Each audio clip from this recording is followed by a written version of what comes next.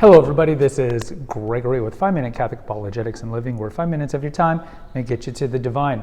Today we're going to talk about Dune 2, and is Dune 2 the most pro-life movie that we've ever seen Hollywood release without actually it knowing that it's releasing a pro-life movie?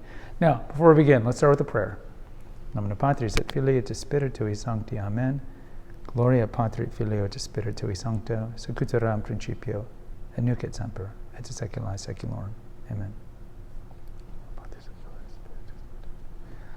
Normally we don't do movies here. We do have a two-part series on Scorsese's Silence. I would say a pretty good movie that detailed Catholic persecution in Japan. But I wanted to do a video on this really quickly because I did watch Dune 2 back in late May when it dropped on HBO Max.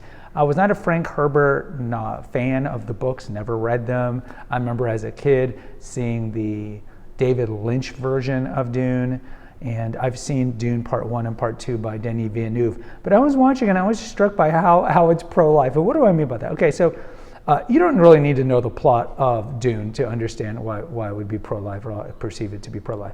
So Lady Jessica is played by Rebecca Ferguson, and she is married to Duke Atreides, played by Oscar Isaac. He is, this is not a spoiler because this happened in the first movie, he is murdered by the Iraqis, but before he is murdered, he conceives a child with his wife. So we find out that she's pregnant. All right, so in the second movie, Lady Jessica, Rebecca Ferguson, is talking to her fetus. It's like the first scene in the movie where the fetus literally is not. I mean, they show a little picture. You know, when the fetus kind of looks like a what they call them, the little horses, the horses that swim in the horsefish, whatever, I can't remember what they're called. But literally, the fetus, is talking to her mom, and then throughout the movie, the fetus, as it's growing, is talking to her mom, and they're having conversations back and forth. And I was like, wow, this is pretty pro-life. And I don't even think they meant it to be that way. I don't know. Denis Villeneuve, the director, could be very pro-life, and he wanted to be this intentional.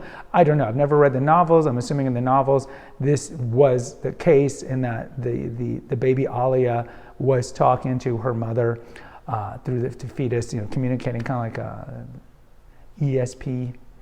I don't know.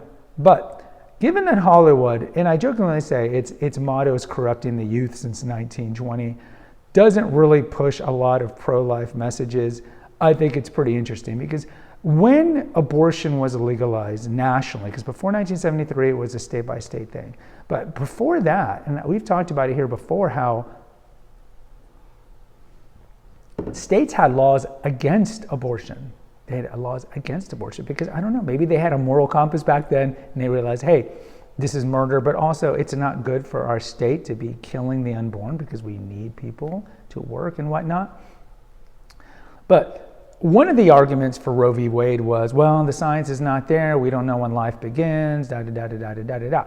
And so we know now, I mean, the embryology, just read any embryology textbook, it's very clear. Life begins at conception. It's very clear. The DNA from the mother and the father create a new life at conception. Life begins at conception. After that, it's just nurturing, getting food essentially to the fetus until it is ready to be born. So any like legitimately logical argument against pro-life doesn't really exist, because the science shows. They can look at ultrasounds, right? Look at ultrasound. Go watch The Silent Scream, that classic, what's the 1970s documentary where they show a baby in the womb being killed through ultrasound. You can see it's fending off the utensils.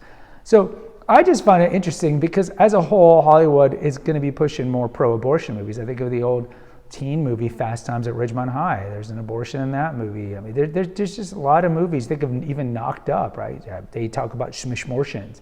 Go get it taken care of. So more often than not, when a child is conceived, and normally it's going to be out of wedlock, it's normally discussed in a way that it is either wink wink or very overtly pro-abortion.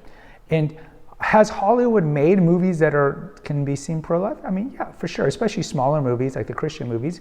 But you think of Juno, the movie, it was 15 years ago, with with Ellen Page, now Elliot Page, and she gets pregnant as a high schooler and she keeps a baby. I would say that movie had a pro-life message as well.